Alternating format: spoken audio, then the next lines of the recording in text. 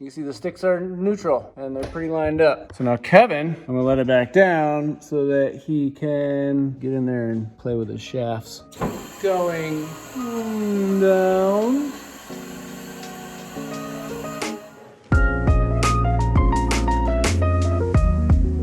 What's up, Brite Nation? What's up, Brite Nation? If you're following along, we are on round 2 of the stepchild build. Fight! We've torn her down and discovered what we broke, which yeah. simultaneously was both the transfer case and the axle shaft, I guess. The at outer same time. stub. So Yeah. the shock loaded back through the transfer case, blew up the stock transfer case. So it has nothing.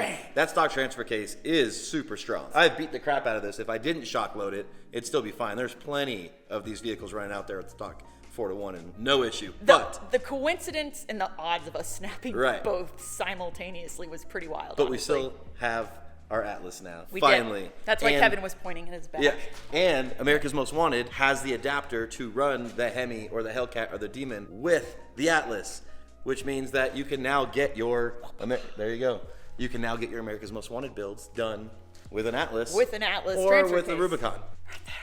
So today the main goal is getting the Atlas into the Jeep, which we'll go over all the parts and the components and show you just how complete and awesome this Atlas kit from Advanced Adapters is. But before we do that, We found some more damage. we want to show you some stuff. So as you can see, the skids, just about everything, including the gas tank. So the gas tank is gone because we're actually going to a Moto-Built rear-mounted gas tank that's going to go in the back there. We're hoping it's going to fit back there with everything. And we're doing that. I'll make it fit. Yeah. We're doing that because the factory gas tank will no longer work with the suspension that we're going with. Correct. So the Rock Crawler Rockzilla kit is a triangulated 4-link. So there's going to be brackets up in here, and it's going to be triangulated 4-link, which means the gas tank can't be there. Now Rock Crawler does have a gas tank that fits in here, but it's only 15 gallon, and I'm not doing a Hemi with a 15 gallon tank. Yeah, now I could do that 15 gallon and that 21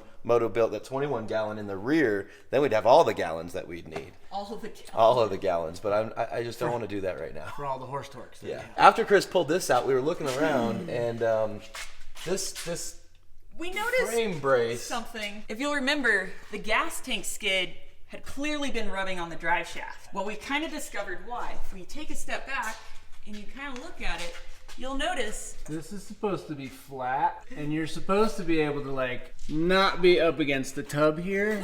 Been rubbing. At some point, we hit the gas tank skid so hard directly where it was bolted to this like support right here that we dented basically the frame support. There's no we in that. That was I. He's taking full He's responsibility. so proud of himself on that. I literally bent the frame on the Jeep. We basically built this Jeep so that the frame is apparently the weak point because all of our other parts, the Dynatrack, the JE Real drive shaft, the Rock Crawler suspension kit, and the Next Venture Motorsport skids, none of those gave. Instead, that gave, which we've noticed basically tweaked this whole thing, which kind of tweaked that. Which kind of changes pinion angle, which kind of makes it go into the tank when it does things, and So we've kind of figured out why it was doing everything it was doing. And Yeah, it's this is- all because definitely supposed to be like of Kevin. an inch, maybe 2 inches lower. There should be like probably down here. Yeah, because even this brace that was welded on is into, look over Oh, here. yeah. Oh, yeah. Like this is into the floor here. This is supposed to be centered in this pocket. And clearly, It's supposed to be over here, which is why this is bent, which is why.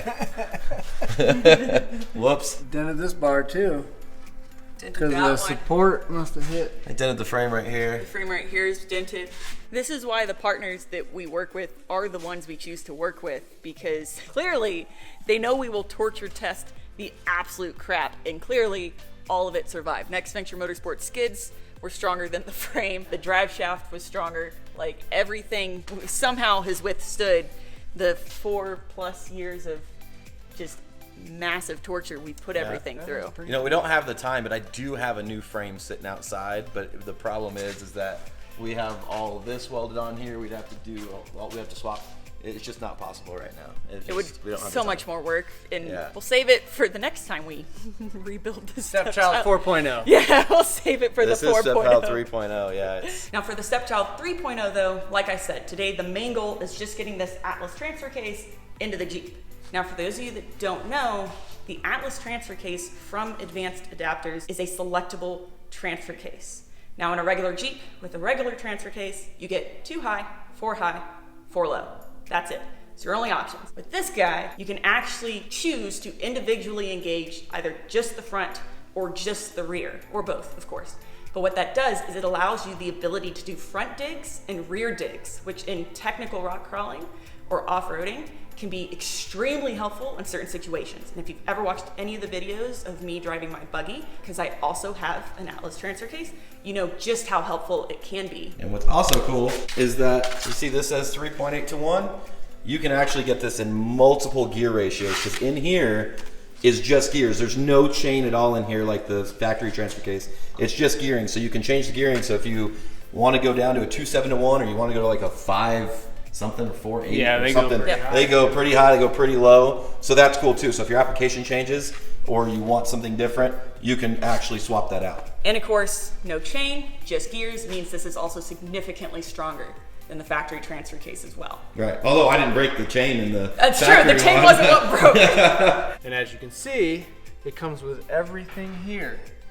Jeep not included. It is dual selectable, like Brittany had mentioned, so you have front and rear lockable on both of these, so you don't just have one for 4 high, low, and 2-wheel high. You do get 2 twin sticks, and this twin stick locates in the exact same spot as the factory one, so you don't have anything extra in the cab. You do have to split the boot, because now you have 2 sticks, but that's all you have to do. All the plastics go back in, everything fits, everything is like factory. You just have twin sticks.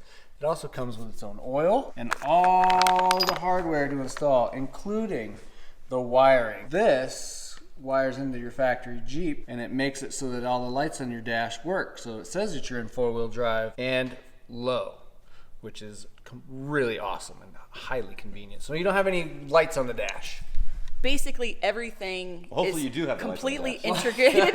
They make it so you do have the proper lights, but it's all integrated. It's all very seamless, which is why I think it took Advanced Adapters so long to really bring this to the public, is because they wanted it to be as perfect as possible. Well, this is out for your 3. This has been out for the 3.6. The issue that we've been waiting on is the adapter for the Hemi to the Atlas. This is what we've been waiting on. This piece right here. Quick side note, for anyone who's new to the channel, although the Stepchild did start its life as a 3.6 JL, it now has a 426 stroker from America's Most Wanted 4x4, which is attached to an 8 HP 75 transmission, which is why we needed that adapter to run this Atlas, because otherwise it wouldn't bolt up. So before I go ahead and get this Atlas installed, I'm gonna finish taking off the rest of the stuff off the bottom of the Jeep, including the rear axle and the springs, so I don't hit my head on it trying to put that Atlas.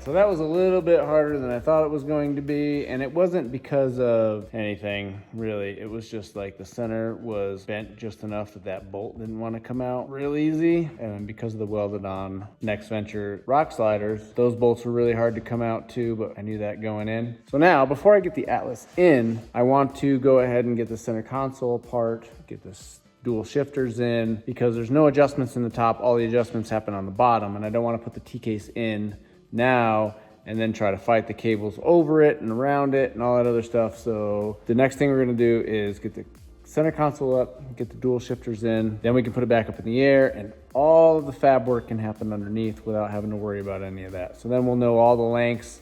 We won't have to worry about any of that stuff getting in the way. So let's get the center console up and the dual shifters in. So we'll come over here, we'll get inside, and wouldn't you know, first thing I gotta do is clean all this stuff out. I'm sure this is not too bad full of junk, but I gotta clean the center console out, and then we'll get this thing out of here. And this is literally probably the hardest part of doing this, is getting all the center console up and pulling out the shifter and cleaning the mess out of your center console. So let me get at it. All right, and for those who wonder, if you just pull this whole section up and flip it up, there is a T25 on the back of this shifter, and then the whole thing will come off. This whole section will come off with the boot. Same here, you pull up this whole, you gotta lift the e-brake up, pull this whole center guy up, and there is a T20 right there. So you take that off, and then this whole section, this whole guy will come off, and you can take the rest of your console out. And then you just you just get in the hole. God, you know how hard this is to do one-handed? Come on, stay. Oh my God. One eternity later. Once you get this guy out, and then the whole section comes out. Now that that's up, there are these covers. There's a 10 mil here, one on the other side, and there's one behind the seat here. We got to pull the seats forward on both sides, and I think that's all you need to pull this guy up. But we have some heated seat switches that I need to take out. So these have wires in them, and then the whole center console can come out. Unhook the seat heaters, which are black, yellow, come on buddy, and then red. I think once we get this through the hole in the bottom that I made out right there, once we get these through here, the center console should be able to come up, because we took 10s out of here, and there's 2 back here down the side, one on this side, one on that side, and then yes, the whole thing comes up. So then this whole, I need both hands, but she'll come out. So it looks like the whole center will come up from the front and then go back. But anyway, I just need that mechanism right there. So I'm just gonna take this part apart and pull it out from underneath, which is this cable right here. This cable needs to come out. This bracket right here needs to come out. So we're gonna get that out of there now, which looks like a couple of 10s. Okay, because there's a little bit more that is involved, I had to take the center console out, and I couldn't get it out, so it is just flipped up. We have a harness bar in here, and I couldn't get it above the seats around the harness bar, but that's fine. So I do need to take the e-brake up, because I have to get this cable out the floor, and I can't fit through this little bracket here. So you do have to take the center console up. So I have to take this guy out so that I can get the grommet unbolted, so I can take this cable out of the bottom. And then I'll get the shifter out of here. I got the e-brake out. I got it disconnected real quick. I don't have a back axle in it, so these guys are just loose, so that's a bonus. And then you just shove the grommet down through the hole. So, and it's gone. All right, because I know some of you guys are gonna fight with this, even on the trans side, I'll show you how this thing works. So in order to get this out of this crevice, this collar moves up. So that's what moves the fingers, so that you can pop it out of that cavity, just like that. And these guys, you just shove a screwdriver in the back of that, or when you pull this apart, you just shove a screwdriver in the back of that and pry it off the ball. There's no special detent or anything on these. You just yank that sucker right off. Same on the other side. So on the trans side, getting this one out of the bracket is the same way. You just move this sleeve up. You can see here, come here, dang it. You can see here that it moves the little teeth out of in here. And then same way on this side, you just pry it off. This one's been off a bunch of times, but that's it. You just pry it off. And that's how you get rid of it. All right, so as you can see, I kind of got in here with a vacuum. Wow, the camera makes it look even more dirty. But anyway, it's way cleaner than it was. No more jelly hair, everything's cleaned out. I got the shifter mechanism in, which is easy, just a couple of bushings, put the bolt in there, put the cables on there, and then we got it bolted back in. Reuse that grommet, so you gotta cut it off the old cable. I cut the cable and saved the grommet in its entirety. So now I have to slide the grommet up from the bottom, up through these 2 holes so that I can bolt it back in, and then we get the e-brake back in here. Very simple to get back in here, so I can almost put the center console back together now. All right, so then you just have to get this little grommet right here on the cables, and you just run it up to the bottom, and then we can go back inside. And once you have your center console all cleaned up and put back in, it should look like this. So it's all cleaned clean, it's all put back together. I left this boot off. You do have to cut it because now instead of one stick sticking out of there, you got two. So you have to cut it, and you can glue it or stitch it. I'm gonna stitch it later and I'll show you what that looks like in a little bit. But for now, this is what it looks like. If you have a really strong friend, or the owner of the Jeep is here, or your roommate, or your best bud, make sure you go grab them because this is not exactly light. All right, now that Chris is done dilly-dallying with the interior, he's actually got a cool little tool here. It looks like a spark plug socket, but it's actually got some teeth, and it grabs these studs so you can put the studs in. Because I always do the 2-nut method. You put 2 nuts on it and spin it in, but that's probably not the best way to do that. But yeah, so before it goes in, you probably want to add these studs, and if you get that little tool that Chris had, that makes it super easy. I'm assuming he showed you he already put like test fit it and clocked it and everything, so he knows where that goes. Did you show? Sure didn't. Sure did. He put it up there and test fit it already, so he knew where he wanted it to clock it. But before it goes in, while it's flat, we do need to put fluid in it. And you want to put it in until it's like just up the sight tube, like kind of right in here. What you do is you put a zip tie right about there. Actually, no, you don't. Once it gets in the vehicle, because it's going to be clocked so far, then you put a zip tie so you know where it should be at all times. I'm gonna put 2 quarts in it. It is 2 quarts exactly? I'm pretty sure it's 2 quarts exactly, because then you have enough to go through the center of center. And even if it's clocked, when it's running, it's center to center, and you don't build up pressure. Hey, if not, they usually self-puke. They do, and so that's what this is for. This is a self-puker. If it builds up too much pressure, too much heat, you have to put a hose on this guy here. You want to put a hose on that now before it's in the... No, the two, it's already up there.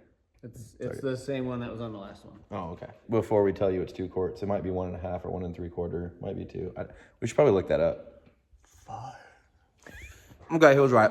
I'm eating beef jerky. Sorry. It was 2 quarts. We don't technically have to add it right now because it's just going to take all of the 2 quarts. Wait a minute. But wait a minute. No. You definitely want to fill this thing now before you put it up there. So you have to fill it through this guy here. Pretty sure you got to fill it through there, yeah.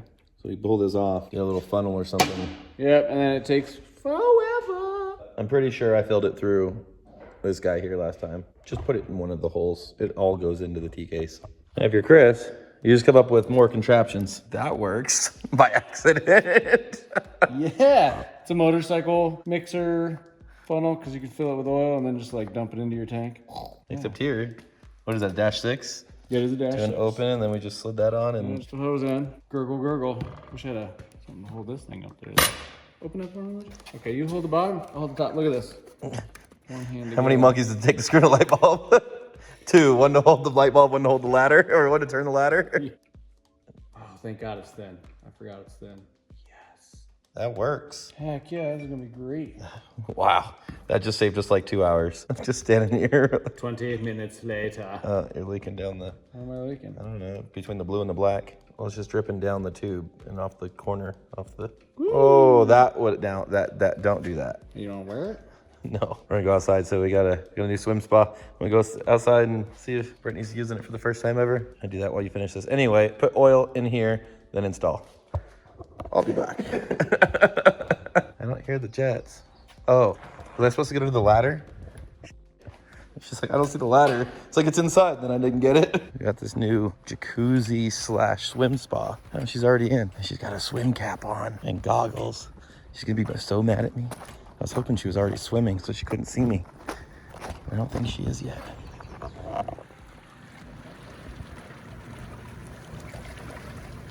She hasn't seen me.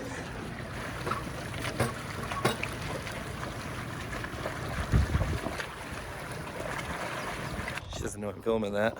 It's pretty funny. This part's the hot tub. That part's the pool. Brittany says she needs a timer that can go on the end of the pool so she can see like how long she's been swimming, and inner ear headphones that are waterproof so she can listen to music. Not just like a really loud stereo system out there? Yeah, why not? Yeah, let the whole neighborhood hear this. Let it. Rock out with your G-string out, or whatever they say. They could say these days. You want to just slide this thing all the way over there, or you just want to do it like that? Except you're gonna have to reach into my pocket now. No, because once it goes up there. This side down, right? Yep, there you go. Done. That's it? Cool. Start her up. Yeah, that's not too bad the way I was able to pick it up like that on the table. That wasn't too Yeah, bad. it wasn't that. And like once you get it on, I think you're going nowhere. You got one. I mean, it's heavy, but it's not too bad. You don't even have that nut all the way on. That's fucking just in there. Yeah, it is just in there.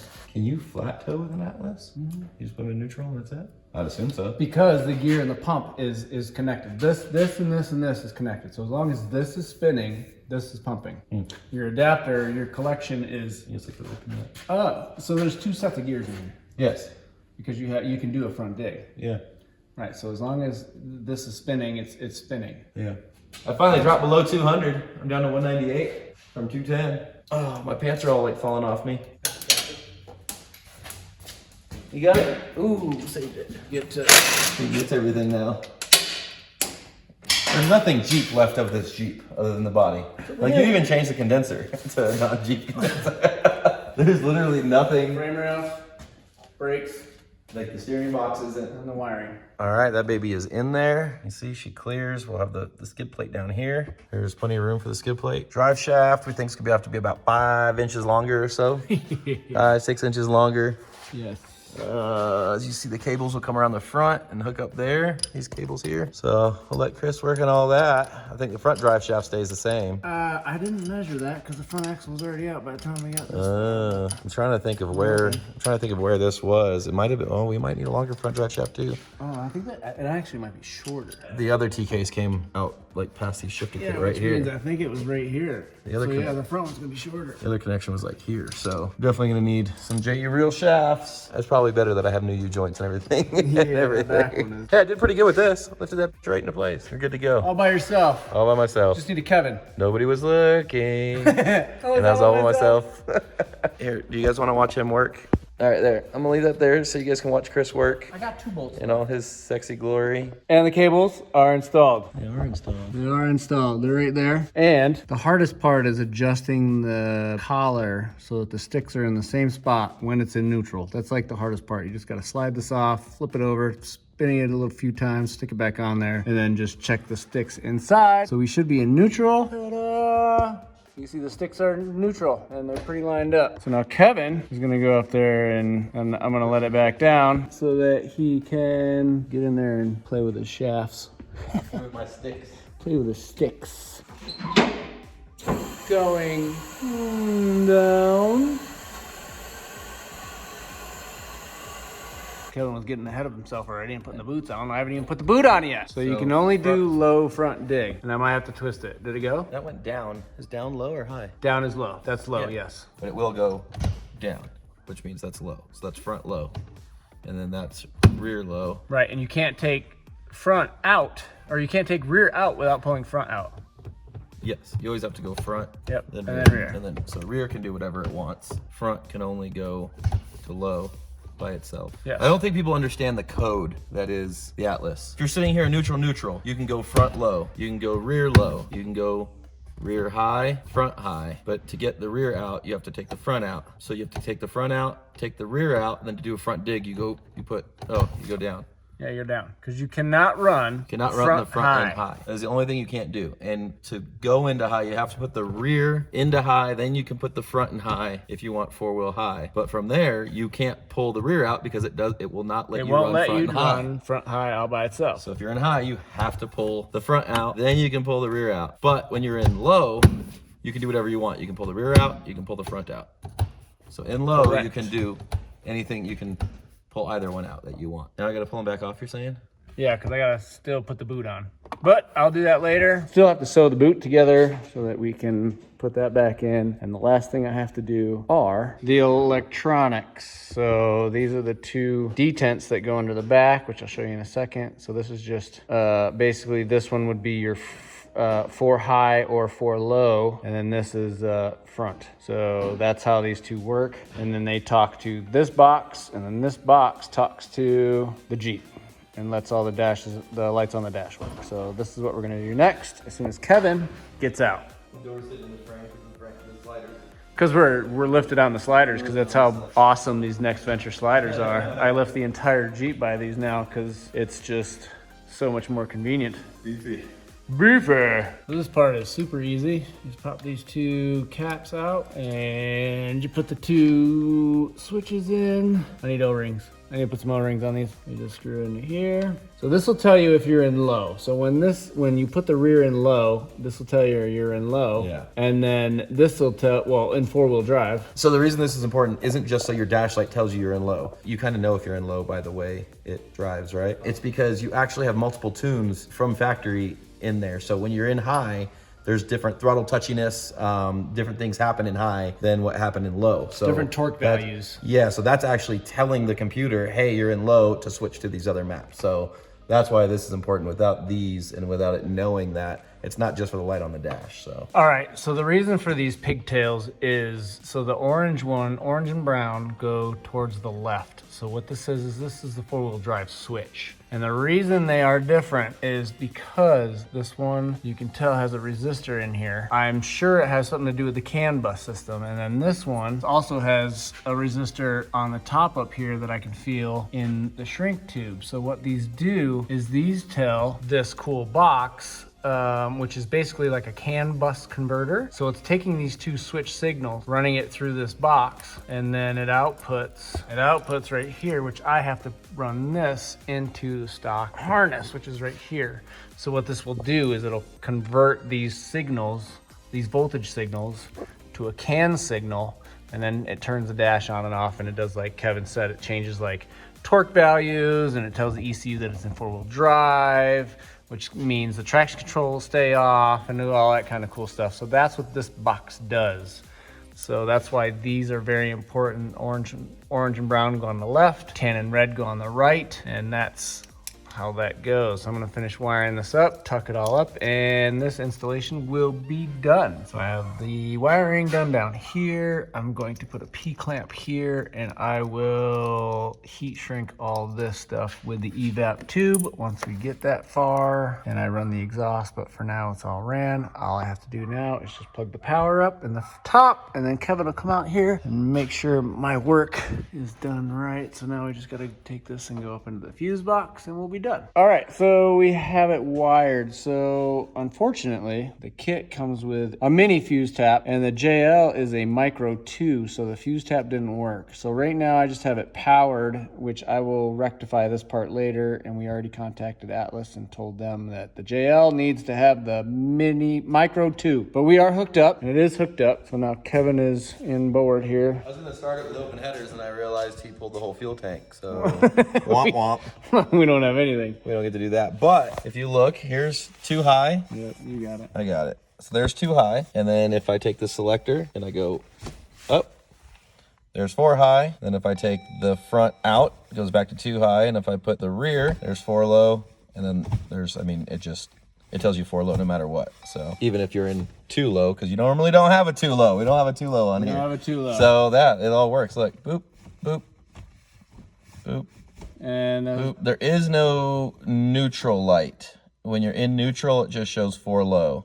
I'm gonna ask about that, but I'm pretty sure that's just default. There's just not enough. There's not enough detents for all that. But I don't really care. I'll know if I'm in neutral because you won't go anywhere. right? I mean, like how else? You're wrong. What's wrong? I'm in 4 low. No, now I'm in 4 low. We'll try to figure that out, but I'm pretty sure it's not much of an issue. I really wanted to start it with open headers, but that's not gonna happen. No fuel tank. No fuel tank. Well, let's put a fuel tank in it tomorrow. I have other things. Oh, yes. Yeah. All right. Yep. All right. That will be it. So our seamstress Chris over here, seamster Chris over here, got the boots done. Check this out. Look how sick that is. So that is the factory boot that's flipped inside out and around and then restitched. So it still has the red leather stitching. Look how clean that is. Where are the stickers? I don't know. They were on your kit. Anyway, so yeah, this is it. Look how shifter, auto shifter. Look at that. That is sick. So we're about to put the stickers on here. That's done, but this is it. This is the final thing. Yes, those. Don't mess it up. So we finally have an Atlas. I've been asking for it for like 4 years. I really have. I'm glad I could give you that. Yeah, finally. So yeah, no, we got the Atlas.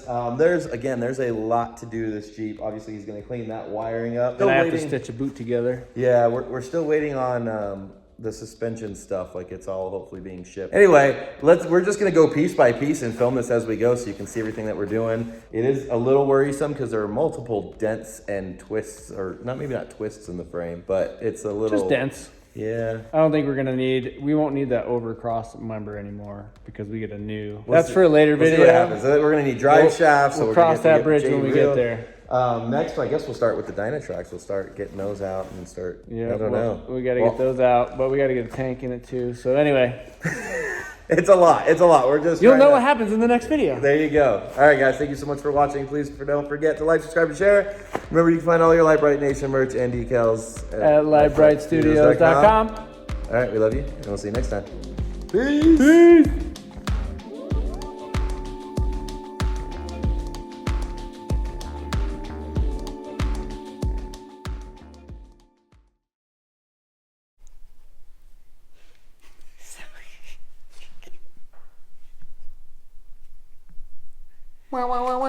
Is that how you're gonna start the? Okay, that's fine. Are you not starting yet?